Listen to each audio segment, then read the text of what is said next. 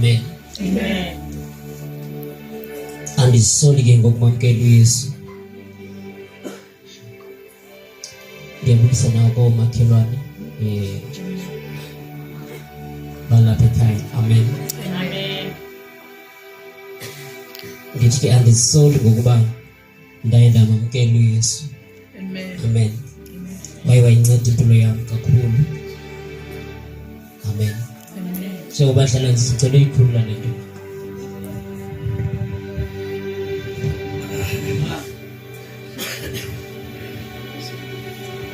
Ezeba ndigodo kwenza wenza khali zenhlale phansi. Ndinganilebasi kakhulu. Amen. Right. Ever since ke ndamamkela uYesu ndanotice uba ndifumene into enamandla ukufumana kwam uYesu. Amen. Ndi-convinced ngoYesu. Hallelujah.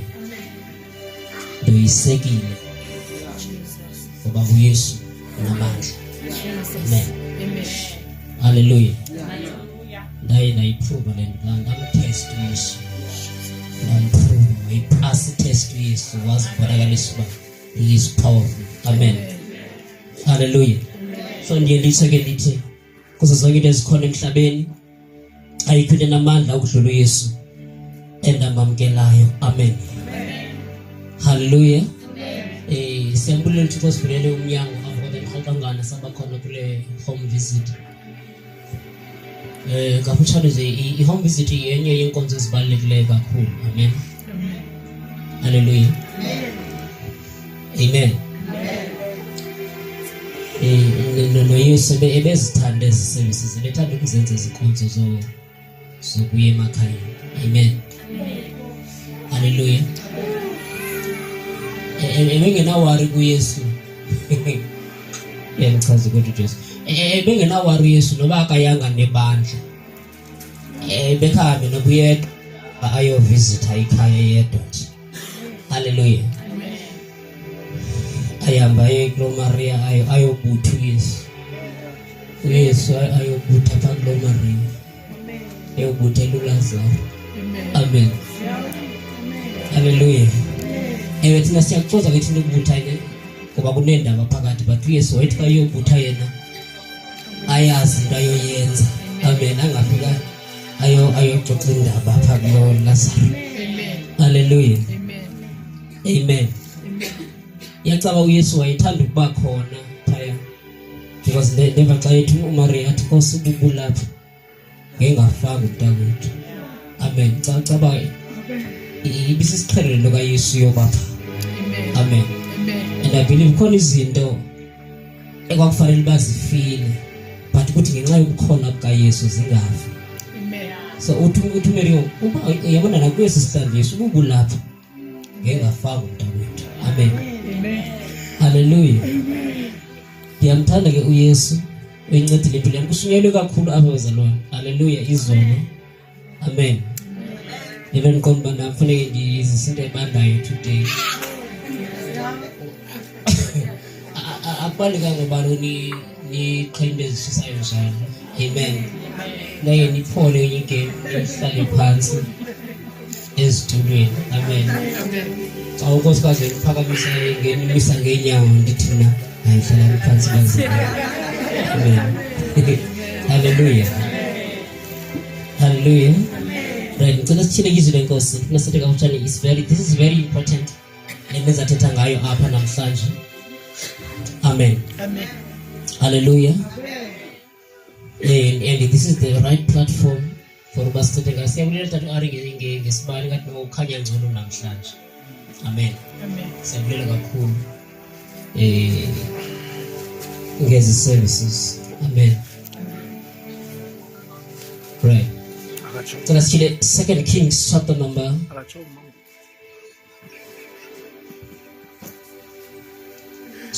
4. 2 Kings. Then this is a silene ngoba sitelo izolapha kwaphela ekhaya kokuphinda umdala. Amen.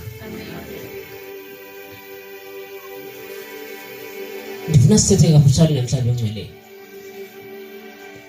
about failures zikaGehazi. Amen. Siyamazi ngesuGehazi lesikhe sifune ngoGehazi eBhayibhelini. Yes. Okay. So, I want us to check failures zala check. Amen. Amen. That this will help you. I think most of the times we are trying to thethwa ngezi strong points yabona izinto ezigud azenzile. Amen. Well, mhlawumbe i-successes zakhe. Amen. But now like take failures zakhe. Amen. Because it's very important to understand failures. Amen. When the uzokwazi to work on success. Amen. How understand the failures zomuntu yenza uba wena ungathi repeat those failures. Oh my God. Amen. Amen. That is why again I'm trying to check failures zikaGehazi ukwenzela uba thina singenzi the same things awayezenzayo uGehazi. Amen. Right. And it was Gehazi was a servant of God, a Elisha, and a server who Elisha. And it's a yazine. Right. So let's find the verse number 12. Also, if you the Bible is closer, as for Nelly, Yeshua Meli Bible is lungu. 2 Kings chapter number 4, verse 12. Yes, ngafunde Mike ntanenze balo ungaphandle ayibasithetha ngoGehazi mfanje. So yes. Wathi kuGehazi umfana wakwakhe. Biza lo mShunemekazi. Wambiza wema phambi kwakhe. Wathi kuye, "Khawuthi kuye, uyabona usinyamekele ngayo yonke lenyameko. Ungenzelwa ntoni na ke? Unelizwi ongalenzelwayo na kukumkani nokuba kukumthetheli mkhosi." Wathi yena, "Ndihleli phakathi kwabantu bakowethu." Wathi, "Makenzelwe ntoni na?" Wathi uGehazi, "Inyaniso akananyana." Okay. Benhala siba bepha ku verse number 13. Jesus. Ndiphinde verse 12 ntoni? Verse 12. Verse 12. Wathi kuGehazi umfana wakwakhe, "Biza lo mShunemekazi." Verse 13. Wambiza wema phambi kwakhe. Wathi kuye, "Khawuthi kuye, uyabona usinyamekele ngayo yonke lenyameko. Ungenzelwa ntoni na ke? Unelizwi ongalenzelwayo na kukumkani nokuba kukumthetheli mkhosi." Yeka ke ndiyafuna ke English version. What English version? He said to his servant Gehazi, "Call the Shunammite." So he called her and stood before him. Elisha said to him, "Tell her, you have gone to all this trouble for us. Now what can be done for you? Can we speak on your behalf to the king or the commander of the army?" Amen. Hallelujah. Amen. All right. Lapha masisi sithetha ngoGehazi. uGehazi lona ebeseva Elisha. Iyangilahla lento masingayiyeki indlela. Ngiboneke But I'm going to go to wathenga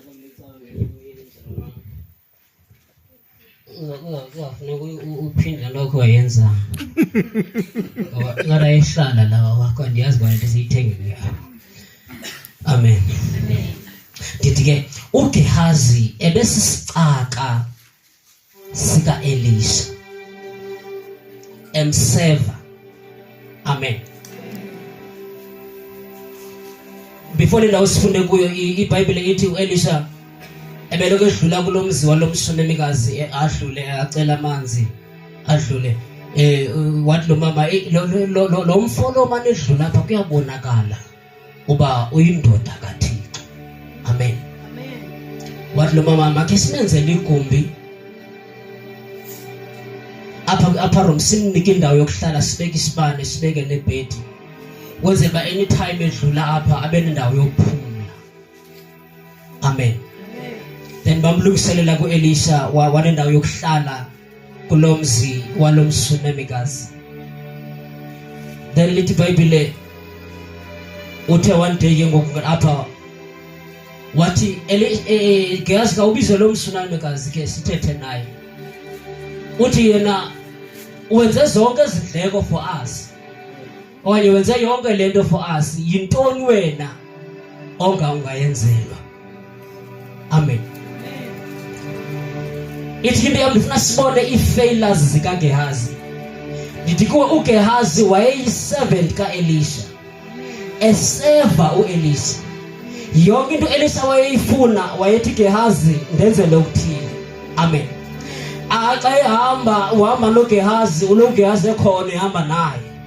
Wenza lento kumseva. Amen. Kodwa bamba ke nansi ifailure kaGehazi. uGehazi managed to save the man of God, but he failed to tap in the anointing of the man of God. Oh my God. Amen. Ube good kube be servant. A server under the prophetic anointing. But not even once in the Bible we heard of Gehazi prophesying. Umsevile right siyavuma. Kodwa Gehazi uyifumene into obuyiserva na. Because i-purpose yokuserva mamela.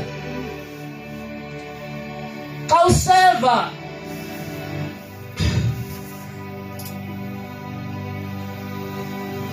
if you serve under a certain anointing, i-anointing inje ngenqanqasi.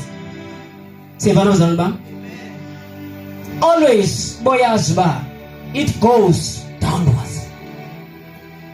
Zange ndayibona ingqanqasi inyuka ukuthi nansi inyuka intaba, yebo? Kodwa always ingqanqasi goes downwards. So when you serve, because the anointing is like ingqanqasi, so the anointing is bound to hit you when you serve under the anointing. Amen. But uGehazi waye wafail. Noba sele sevile emsevile uElisha. Kodwa zange akwazi ukuyifumana into anayo uElisha. Mhlawumbe uElisha zange ambalisele. Uba ungibona ndinjenje bendithanda safu Eliya. Lento endiyiyo yinto eyayiku-Eliya le. Andivelanga ndabanzi. So uGehazi yena wahlala nendawo yokuseva, kodwa wangayifuni into anayo lo amsevayo. That was the faith. Because ndiyibonile nabo ku-Eliya ne. uElisha umsevile uEliya. Wathi uElisha xa uEliya xa isuka, into ebiku-Eliya yahlala ku-Elisha. So if yakwazi uhlala kuwe Elisha, isho ukuthi ngakwazi ukuhlala nabo. Niyibona into bazalwane bami?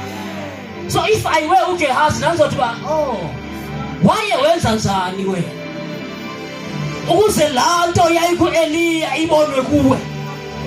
Yintoni lo wayenzayo unganixeleli yona? Amen. So waba good ukuthi nabe yi-servant, kodwa wohluleka to tap in the glory I survive. Amen. So ndifuna singayenzi thina lo mistake. Siyabona bazalwane ba? Ungayenzi lento yoba yi-servant, kodwa ungayifumani lento uyisevelayo. That was the first failure yalo mzalwane. Ubizwa kamnandi, ubizwa ngesicaka, kuthiwa usisicaka sika-Elisha. Kodwa uElisha akabonakali kwisicaka sakhe. Amen. Mna ndikhe ndababona abafundi besevu uYesu mna. Bathe kuseveni kwabo uYesu wabonakala kubo. Bathi bathi bezihambela bathi abantu nabo oKristu abancinci. Why? Babona uYesu abambone hamba ngenyawo na ubonakale hamba ngabafundi. Because kulento bazothi awu ka usevile ithi nayifana nengangasi. Amen. Hallelujah. So ifela yokuqala ke kalomzalwane 1, he served but he failed to tap in the anointing I serve. Amen. How serve? If you cannot have let kulo muntu oserva under yena, that means you have failed. Amen. It's good to fail you. Okanye awuyazanga injongo yokuserva kwakho. Amen.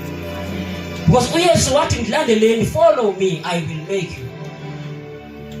The more they followed, the more they closely followed Jesus, is the more they became like Jesus. Amen. Baze bathi behambile bethunywe nguYesu ethe mabayoshumayela xa bebuya bathi Nkosi even nedemon ezisithobele egameni lakho. Ngamanye amazwi lento ubuyenza yokukhupha idemon siyibonile isenziwa sithi. That means lento ibikuwe siyibonile ikhona nalapha kuthi. Uthi Yesu izinto eziningi zisala loo nto. Amen. Kodwa vuyelani bamagama enu ebhaliwe esincwadini zobomi. So ungasave but at the end ungayifumani lento kuyi7. Amen. Hallelujah.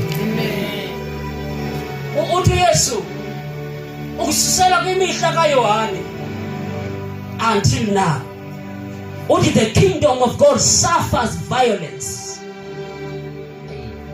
Hallelujah. And the violent are taking it by force. Amen. Mamelani bazalwane.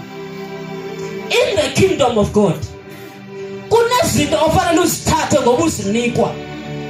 Kodwa kunezinto ofanele uzithathe by force. Amen.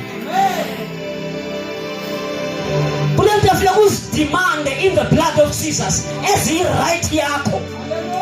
Kodwa esifuna wena uzidemand. Uthi this is what is rightfully mine. I will never give up until I get it. Hallelujah. Uthi the violent are taking it by force. You must learn to take it by force sometimes. Hallelujah. You must learn to katalambano. Uyithathe by force. Hallelujah. Amen. So ungayenzi le fela yenze onke hazi. Wasebe indoda kaThixo. Kodwa yena wasale njalo. Sesevile lo mzalwane. Ebe faithful ekusebeni. Kodwa yena wasale njalo. Bamba kayesibini.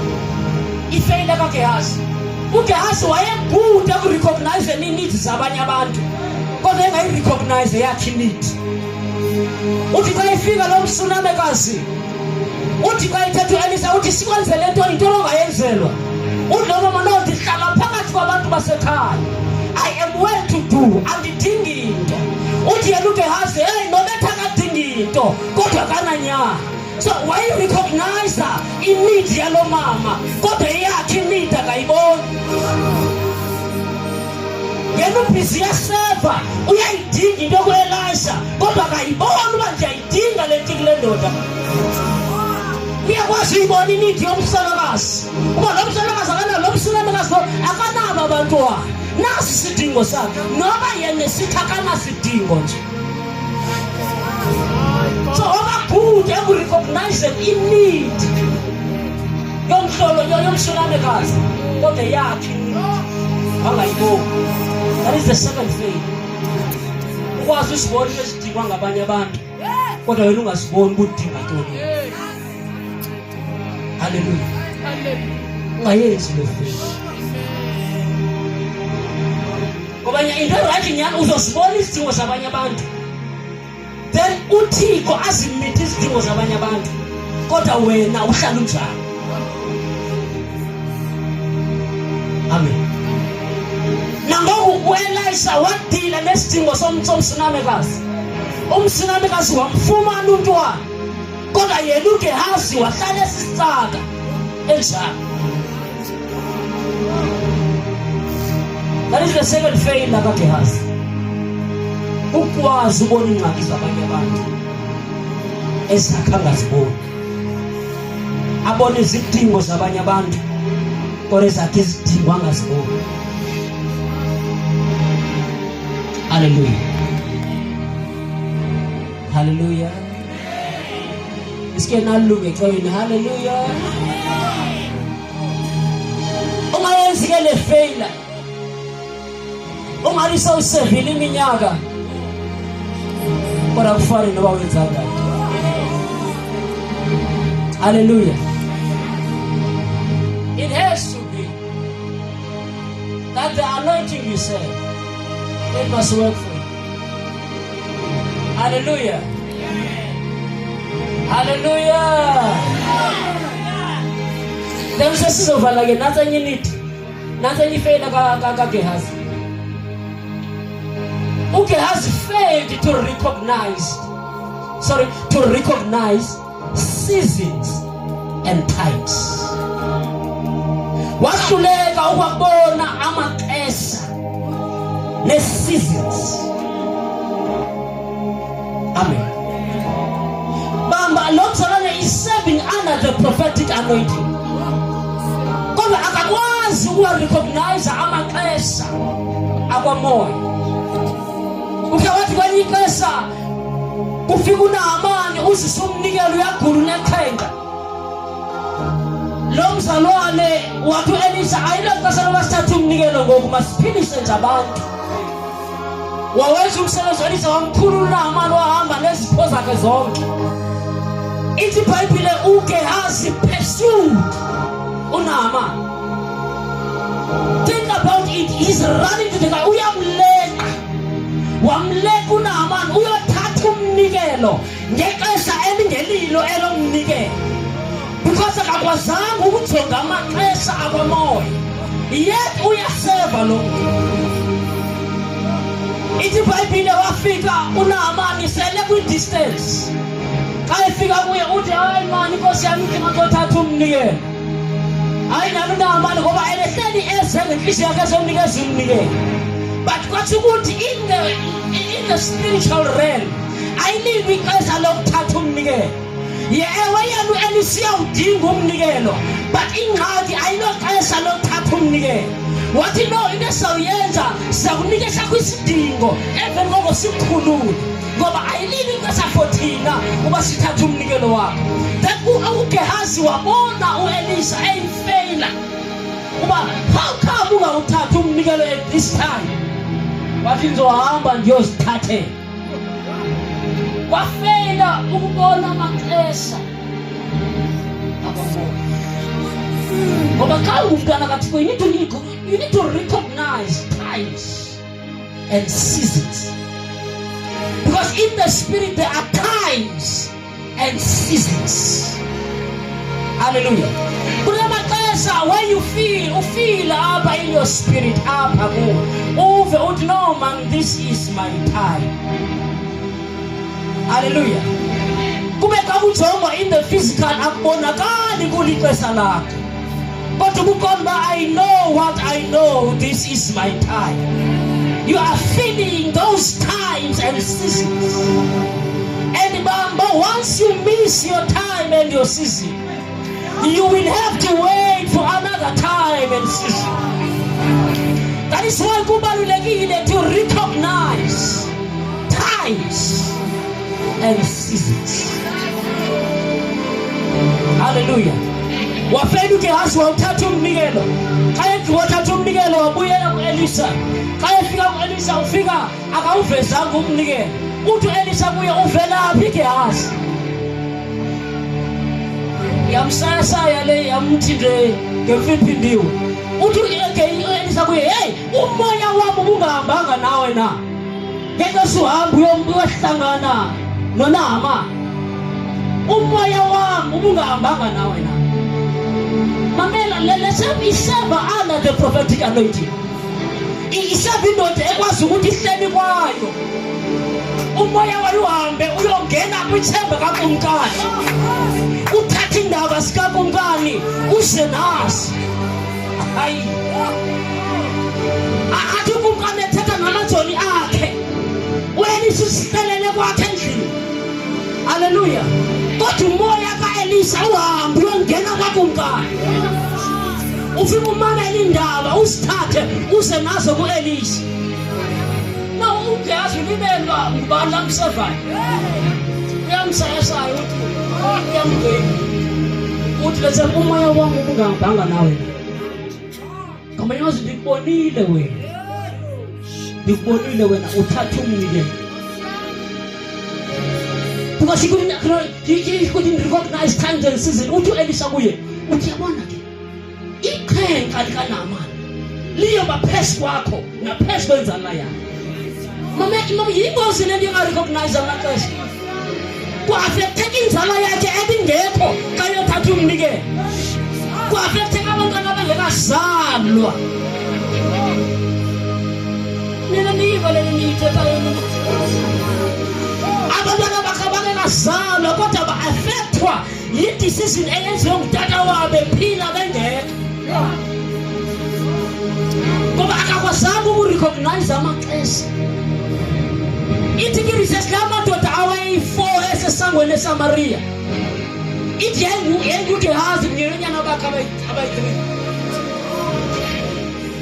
haleluya ikhenke uye uElisa izwi alikhuphayo lenza uGehazi waba nekhenke ikhenke lakhe laphumela kubantwana bakhe according to the word of the man of God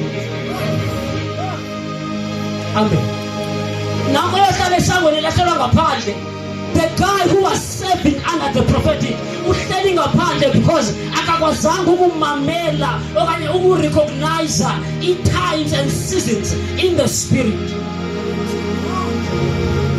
amen wahlala ngaphandle into yamkhulula ekhankani lakhe yi-decision awayenzayo amen la decision wayenzayo yoba baye kwi-camp of the Syrians bafike ku-empty emveni kokuba besebengathathi into behamba bebuyela esixekweni bebegxothwe kuso benza lento kuthiwa ukulungisa bathi go back indawo bebegxothwe kuyo bazothi hey i-camp ye-enemy is empty naku ukudla kwancedakala isixeko sonke ngesenzo sabo then sibone ngokuchapter number 8 uGehazi ephambi kokunkani meaning that iqheqa lakhe lasuswa ngenxa yesenzo sakhe because wayengavumelekanga babe phambi kokumkani eneqheqa ngithetha ngani iBhayibheli hallelujah this is true yabona lento yongakurecognize amaxesha abamona is very dangerous amen yaba ifailure kaGehazi akakwazi ukurecognize uba ixesha liphi my God njengabazalwane banamhlanje abangakwaziyo ukurecognize uba thina njengebandla sikweliphi ixesha ngoku amen imosi yabazalwane benze njengentombi ezisuku balele ngexesha elingeli lolala haleluya and ithe buhlungu uzofika kumemeso ngoba zobe zilele zonke intombi le uzofika kumenyezwa kuthiwa nanku umyeni kazivuka zonke khona bazovuka belahlekelwe zizinto zexabiso ngoba abazalwane njengoba sikhona nje sikhonza Yesu obuyayo lithi angiyazi ngoba sikhonza Yesu obuyayo olobuya anytime so ayilili ixesha lokulala oh my God ayilili ixesha lokulala amen Amen. We need to understand Thank times you, Lord Jesus. and seasons Thank you, in the Jesus. spirit. Oh my God, Jesus. Help us, Lord. I will spend the last one. 2 Kings chapter 6 verse 16. 2 Kings 6:16.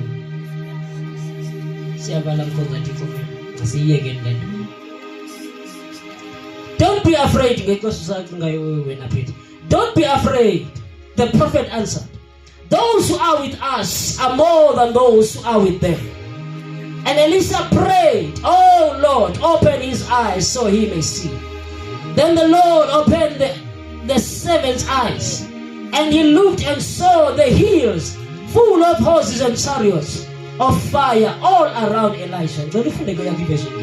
Wathi yena usawukoyika ngoba baninzi abangakuthi ngaphezu kwabo bangakubo.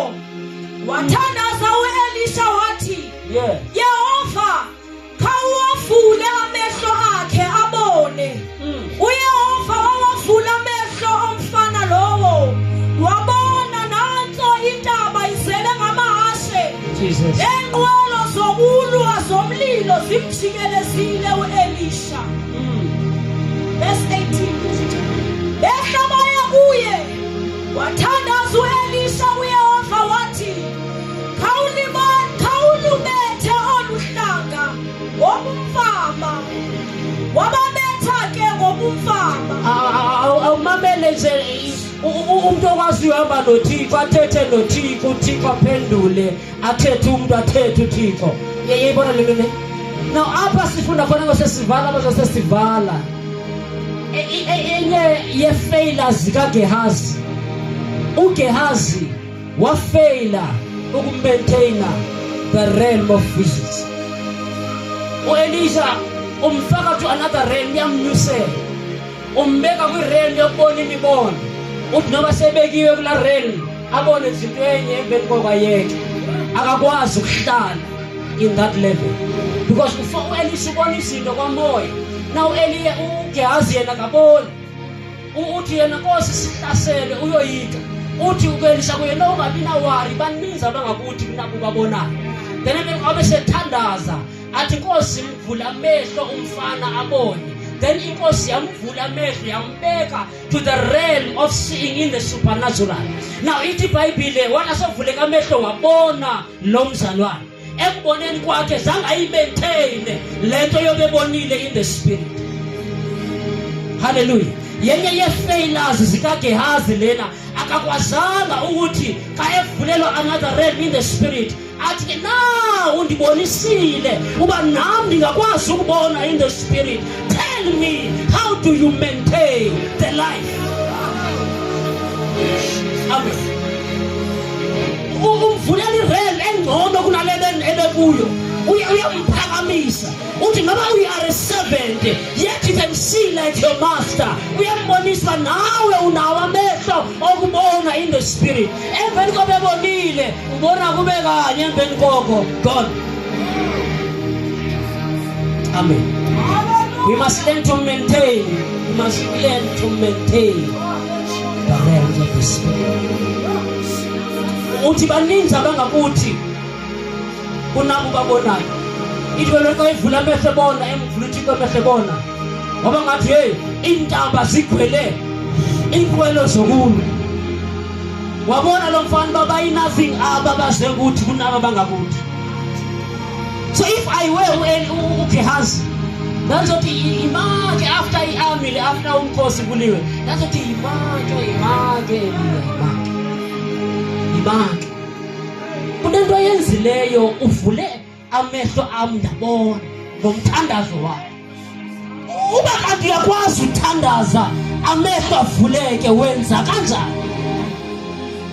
Afana nabafundi bakaYesu abaqabejonga uYesu babona mana uYesu uyathandaza mana. Kodwa indlela athandaza ngayo different kunendlela esithandaza ngayo thina. Bathi no izapha Yesu iza sifundise uthandaza.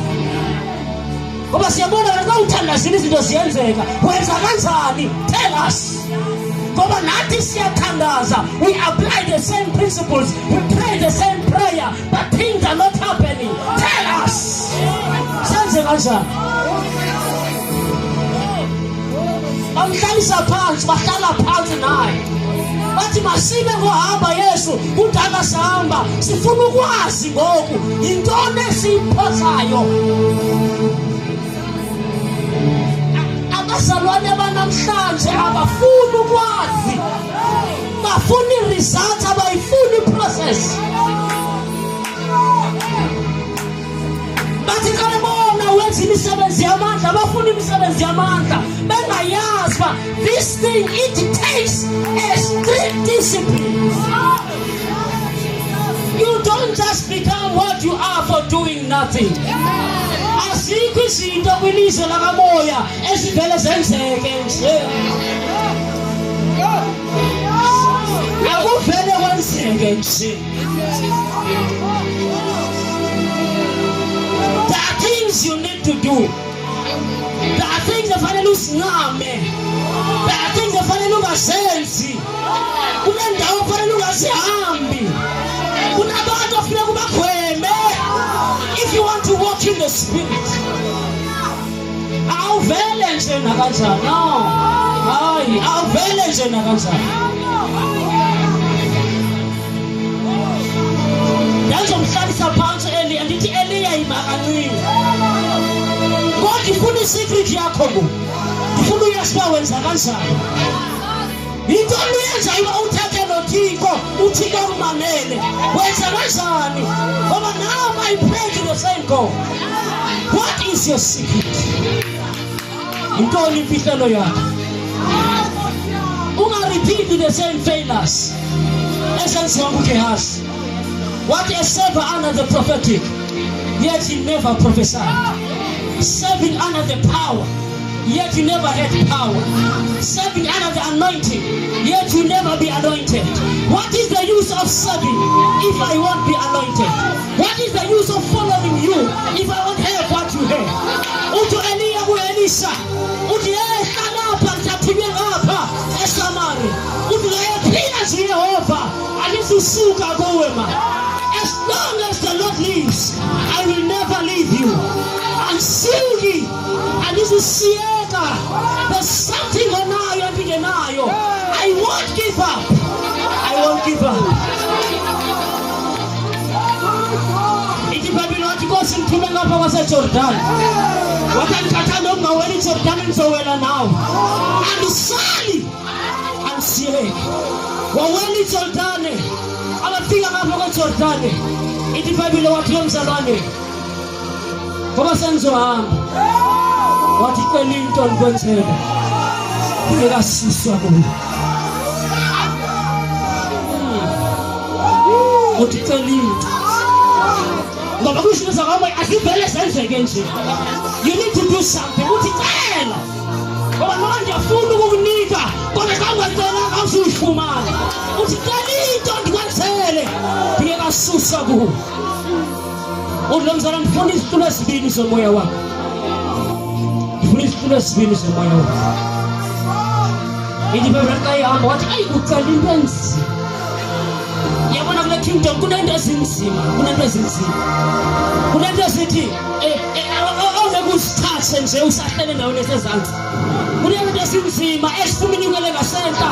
Uthi learn how to ascend in the spirit. Uthi learn how to beat in mind games of the devil. Uhambe athe kuvalela uthi ndiyanyuka. I'm not getting down. I'm going upwards. Unesco zozithatha if you can learn how to ascend in the spirit. Uzothatha izinto othi uzozithatha noma sewusukile kuzo kodwa sihambe nawe. Uthi noma sewungaziva kodwa sihlale nawe because you have touched them.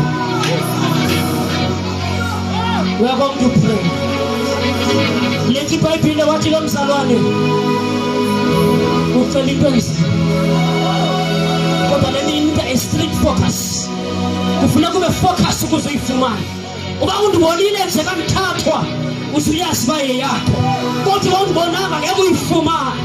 Ithi iBhayibheli abantu besahamba njalo benimokola kwavela inkolo zokulwa samthatha u-Eliya. Ithi iBhayibheli wambona enyuka wakhwaza, wathi my master. Ithi ingubo yakhe yehla yawo, wayithatha ingubo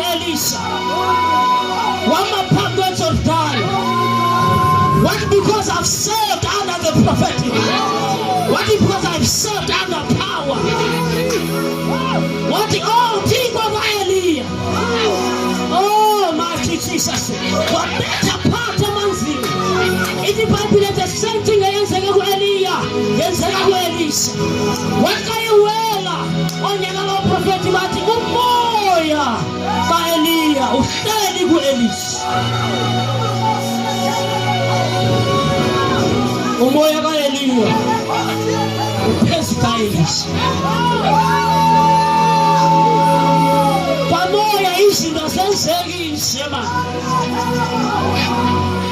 You need to ascend in the spirit.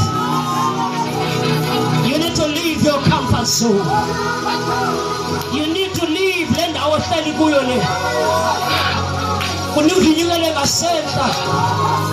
Iti loti sohoba kuyohane. What is yohane? Nyugelapa ndiponi ndesa ubako. Ukoni silesikele sisibone bazalwane ubasahla ibi comfort zone. Funa sisuke kwesidawo esikuzo. Sifunda ukunyukela ngasenta. Ukuze sizobona izinto ezinkulu. Akuvula umlomo wakho nje uthandaze ebusuku. Father, in the name of Jesus. Oh my God. Mighty Jesus. Help us, Holy Spirit. Singaphindi ngosho zifeyila. Singafeli njengalo mzalwane. Moya oyingwele. Sisize. Masanta rando kendo la soya. Kosanta hana lababo sata rabakosa.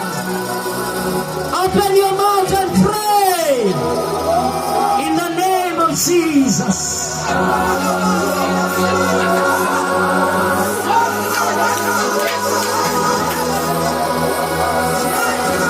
Lord, we praise you. We thank you, Holy Spirit.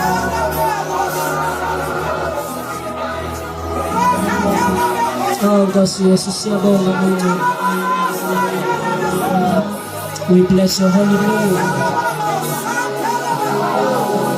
We give you glory and honor. Holy Spirit, we thank you so much.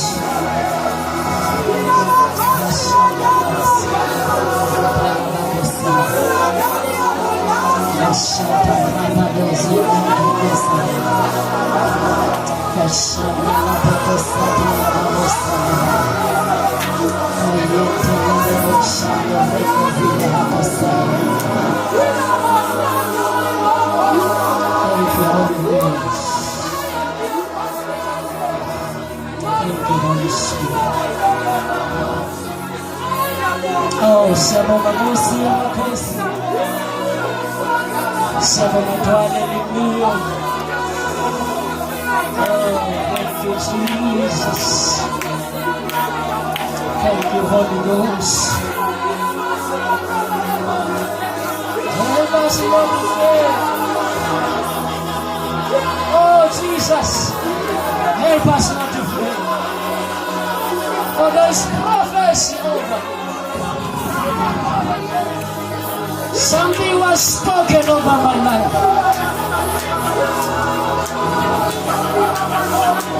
I will not fail. I will not fail. I will not fail, my Lord.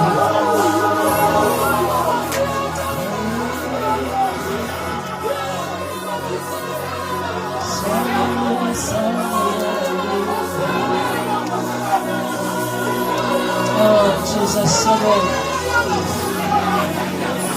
We thank you, Holy Ghost.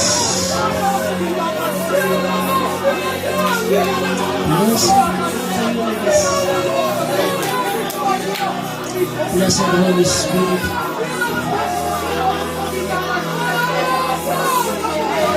Oh, Jesus.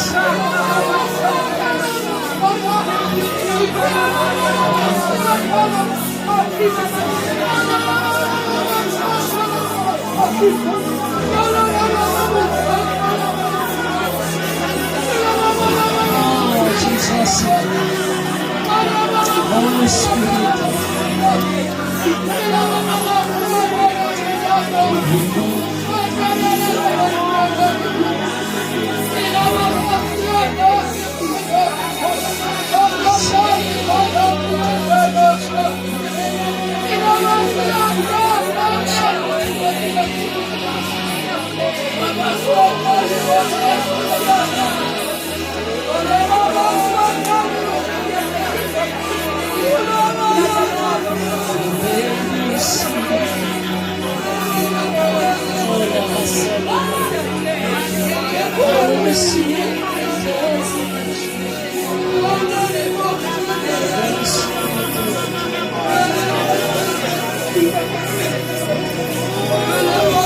Oh, we thank you, Holy Spirit. We thank you, Holy Ghost.